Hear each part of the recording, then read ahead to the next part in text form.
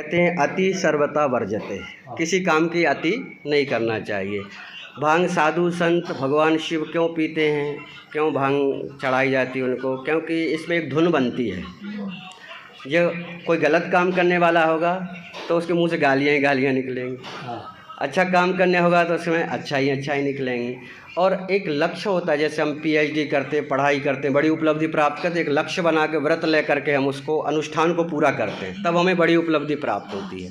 ऐसे ही देव शक्तियों की, ये मंत्रों की वो शक्ति होती है, वो करोड़ों करोड़ों जाप करने से वो सिद्ध होते हैं। जैसे गायत्री मंत्र 24 अक्षर का मंत्र है, तो 24 लाख के 24 महापुरुषन करने से वो सिद्ध हो जाता है। तो हमारी जब मन की स्थिति है उसमें रमण करने लगती है, मन पूरा उसमें लग जाता है, तो उस लक्ष्य को हम प्राप्त कर लेते हैं। इसलिए भगवान शिव भस्म भांग पीते हैं, क्योंकि उनका अधिक से अधिक मन जाप करने में लगा रहा है। भगवान शिव को देखो, ऊपर फोटो रखा है, ऐसे बैठे आंख बंद करके।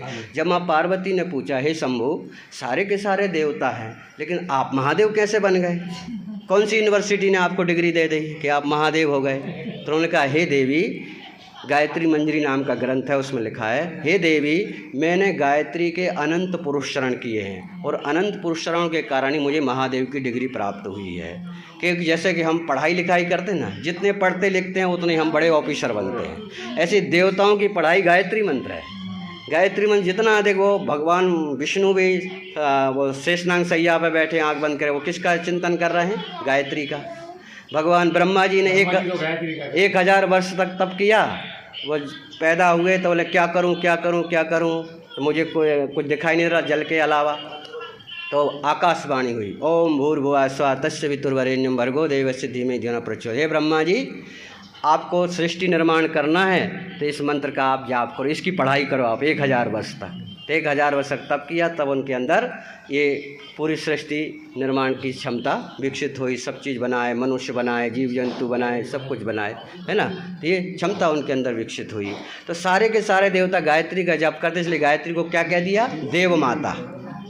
देव माता। जैसे हम सब बच्चे बैठे हैं, लेकिन किसके द्वारा पोषित हुए हैं? अपनी माँ के द्वारा। माँ ने अपना दूध पिलाया है, तब जाके हम पुष्पित हुए हैं, बड़े हुए, बलशाली हुए।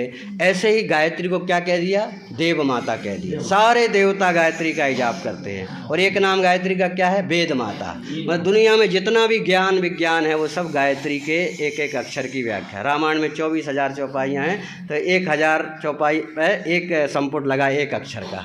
गायत्री का ही ज्ञान विज्ञान है पूरा। तो गायत्री बहुत बड़ी शक्ति है, और इसी के कारण ब्राह्मण दुनिया का कल्याण करता था। जब वो ब्राह्मण गायत्री छोड़ देता तो लोभ बढ़ जाता उसे। ये गायत्री क्या करती है? लोभ रहित करती व्यक्ति को। क्षमताएं जो आती हैं वो बांटना प्रारंभ करता है, दूसरों का कल्याण करता है। बाकी लोग चाहते हैं, मैं डॉक्टर ही चाहता, लोग बीमार हों, मेरा क्लिनिक चलता रहे। वकील जो लोग लड़ाई झगड़ा करते रहे, मेरा केस आते रहे मेरे पास। और इंजीनियर लोग ये सोचते हैं कि घटिया मटेरियल से बना, फिर से कॉन्ट्रैक्ट मिलता रहे। लेकिन ब्राह्मण क्या कहता है? सर्वे भवन्तु सुखिनः, सर्वे सन्तु निरामया, सर्वे भद्राणि पश्यन्तु। सबके इष्ट अलग अलग हैं। ब्राह्मण का इष्ट कौन है? महादेव। महादेव का अर्थ केवल ये पिंडी शिवलिंग नहीं, ये फोटो नहीं, कल्याण कल्याण कल्याण। शिव माने कल्याण। हमेशा कल्याण ही करने की वृत्ति जिसके अंदर है, जो कल्याण ही कल्याण सोचता, अकल्याण जिसके में है ही नहीं है।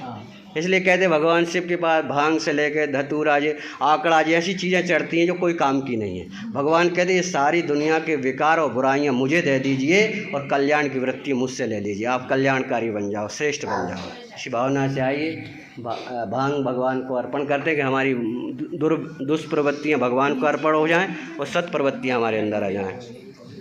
ओम औषधया संवतं सोमेन सह राज्ञा, अस्मै कृणेतु ब्राह्मणस्य गुं राजन् पारयामसि। ओम त्र्यंबकं यजामहे सुगंधिं पुष्टिवर्धनम्, उर्वारुकमिव बन्धनान् मृत्योर्मुक्षि।